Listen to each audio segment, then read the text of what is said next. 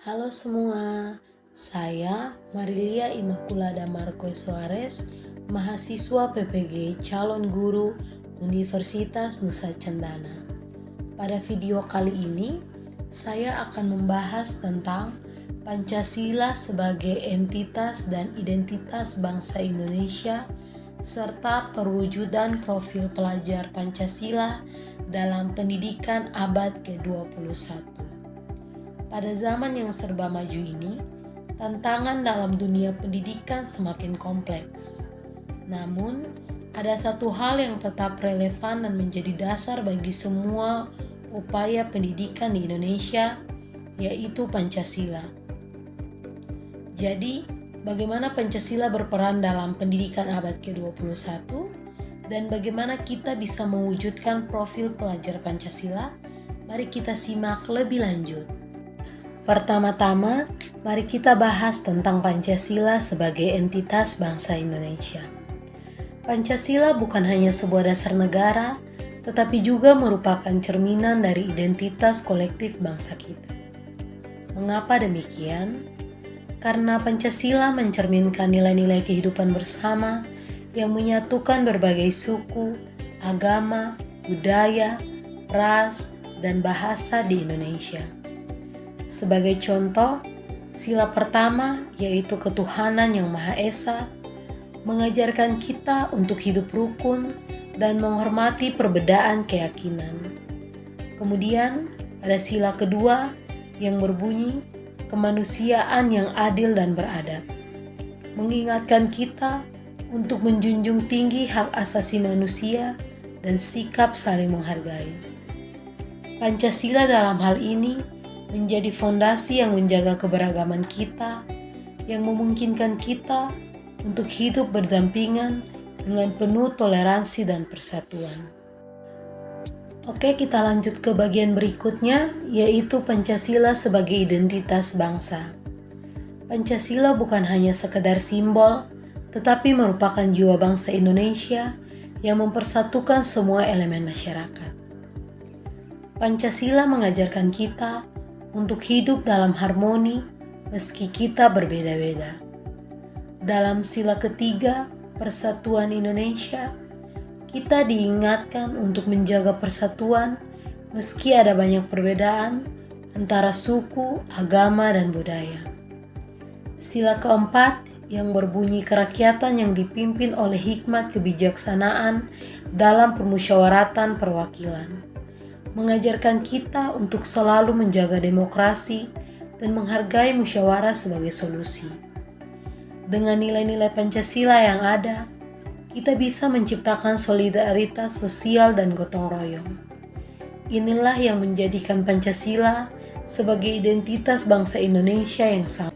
Oke, selanjutnya, sekarang mari kita beralih ke bagaimana Pancasila diwujudkan dalam konteks pendidikan abad ke-21. Kita semua tahu bahwa di era digital ini, pendidikan tidak hanya berbicara tentang pengetahuan akademik, tetapi juga keterampilan abad ke-21 seperti berpikir kritis, kolaborasi, kreativitas, dan literasi digital. Pancasila bisa menjadi dasar yang kuat dalam mengembangkan karakter pelajar di abad ke-21. Misalnya, nilai toleransi dan keadilan dalam Pancasila dapat diterapkan dalam membangun masyarakat yang inklusif, yang mengedepankan kerjasama antar sesama. Pendidikan yang berpihak pada peserta didik adalah pendidikan yang memungkinkan pelajar untuk mengembangkan diri mereka secara utuh. Dalam konteks ini, Pancasila memberikan arah yang jelas, yaitu pengembangan karakter yang kokoh dan kemampuan adaptasi yang tinggi terhadap perkembangan teknologi. Selanjutnya, profil pelajar Pancasila. Profil pelajar Pancasila adalah hasil dari pendidikan yang berfokus pada pengembangan karakter dan kompetensi yang berlandaskan pada nilai-nilai Pancasila. Profil pelajar Pancasila ini terdiri dari 6 dimensi penting, yaitu yang pertama, beriman, bertakwa kepada Tuhan Yang Maha Esa dan berakhlak mulia. Yang kedua, berkebinekaan global. Yang ketiga, bergotong royong. Yang keempat, mandiri. Yang kelima, bernalar kritis. Dan yang keenam, kreatif. Selanjutnya, mari kita bahas tentang pendidikan yang berpihak kepada peserta didik. Pendidikan yang baik adalah pendidikan yang melihat setiap individu sebagai pusat proses pembelajaran, bukan sekedar penerimaan informasi. Pendidikan yang berpihak pada peserta didik berarti kurikulum dan metode pembelajaran disesuaikan dengan kebutuhan, minat, dan potensi dari peserta didik. Dalam hal ini, Pancasila berperan sebagai dasar untuk mendidik pelajar yang tidak hanya cerdas secara intelektual, tetapi juga berbudi pekerti, berintegritas, dan siap berperan aktif di masyarakat.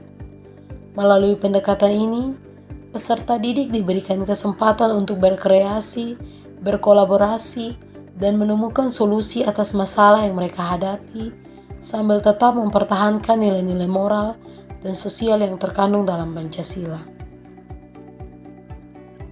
Tentunya dalam menerapkan pendidikan yang berpihak pada peserta didik, peran guru sangatlah penting. Guru bukan hanya sebagai pengajar, tetapi juga sebagai fasilitator yang membantu peserta didik untuk menggali potensi mereka.